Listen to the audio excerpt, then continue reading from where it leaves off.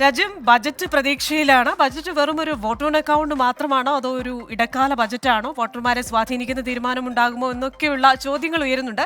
എന്തായാലും പ്രധാനമന്ത്രി കിസാൻ സമ്മാൻ നിധിയുടെ ധനസഹായം കൂട്ടിയേക്കുമെന്നുള്ള വാർത്തകൾ വരുന്നുണ്ട്. 3 ഗഡുക്കളായി നിലവിൽ 6000 രൂപയാണ് കർഷകർക്ക് കൊടുക്കുന്നത്. ഇത് 8000 അല്ലെങ്കിൽ 9000 കൂട്ടിയേക്കുമെന്നാണ് റിപ്പോർട്ടുകൾ. 15 കോടി കർഷകർക്ക് അങ്ങനെയാണെങ്കിൽ ഇത് നേട്ടമാകും. കഴിഞ്ഞ വർഷം ജൂലൈ വരെ 8.56 കോടി കർഷകർക്കാണ് ഇതിന്റെ പ്രയോജനം ലഭിച്ചുകൊണ്ടിരിക്കുന്നത്. അതേപോലെ തന്നെ അധികം ശ്രദ്ധിക്കപ്പെടാത്ത ശക്തി പമ്പ്സിന്റെ ഓഹരികൾ അതിന്റെ വില 20% കൂടിയെന്ന വാർത്ത വരുന്നുണ്ട്. റെയിൽവേ കമ്പനിയായ റൈറ്റ്സ് ലിമിറ്റഡിന്റെ ഓഹരികൾ 11% ഉയർന്നു എന്ന വാർത്ത വരുന്നുണ്ട്. അങ്ങനെ അധികം ശ്രദ്ധിക്കപ്പെടാത്ത പല കമ്പനികളും പല ദിവസങ്ങളിലും മെച്ചപ്പെടുന്നു എന്ന വാർത്തകളും ഓഹരി വിപണികളിൽ നിന്ന് വരുന്നുണ്ട്. ഇനി വിപണികളിലേക്ക് പോയി കഴിഞ്ഞാൽ നല്ലൊരു ദിവസമാണ് ഇന്ന് വിപണികൾക്ക്. നിഫ്റ്റി ദേശീയ ഓഹരി വിപണി 336 പോയിന്റ് ഉയർന്ന് 21,689 വ്യാപാരം നടക്കുന്നത്. അതേപോലെ തന്നെ ബാങ്ക് നിഫ്റ്റിയും ഫൈനാൻഷ്യൽ സർവീസസ് നിഫ്റ്റിയും ഇന്ന് വളരെ സ്ട്രോങ് ആണ്.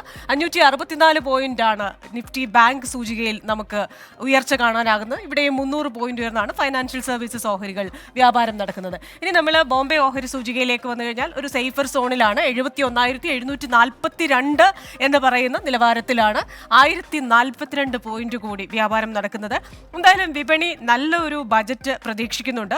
ഒരു ഇടക്കാല ബജറ്റ് ആയിരിക്കുമെന്ന് തന്നെയാണ് ശക്തിയായി വിപണി പ്രതീക്ഷിക്കുന്നത്. അതുകൊണ്ട് തന്നെ രാജ്യത്തെ മൊത്തം ചെലവ് കൂട്ടാനുള്ള ഒരു മൂലധന ചെലവ് കൂട്ടാനുള്ള ഒരു സാധ്യത ബജറ്റിലുണ്ട്. ഇതൊക്കെ വിപണിയെ വളരെയധികം സഹായിക്കും എന്ന് നിക്ഷേപകർ കരുതുന്നു. അതിന്റെ അടിസ്ഥാനത്തിൽ ഒരു കുതിപ്പ് ഇപ്പോൾ വിപണിയിൽ കാണാം. നമുക്ക് ഒരു അതിഥിയുണ്ട്, ശ്രീ പോൾ തോമസ് ആണ്, executive director DBFS. Shri Paul Thomas, very good afternoon എന്ന് പറയാവുന്ന ഒരു ദിവസം തന്നെയാണ് ഓഹരി വിപണിയിൽ ഇന്ന്. ഫെഡറൽ റിസർവിന്റെ നയപ്രഖ്യാപനം ബുധനാഴ്ച വരാനിരിക്കുന്നു. അതേപോലെ തന്നെ വ്യാഴാഴ്ച വരാനിരിക്കുന്ന ബജറ്റ്, അതിൽ അമിതമായ ഒരു പ്രതീക്ഷ നിക്ഷേപകർ കാണുന്നുണ്ടോ? Good afternoon.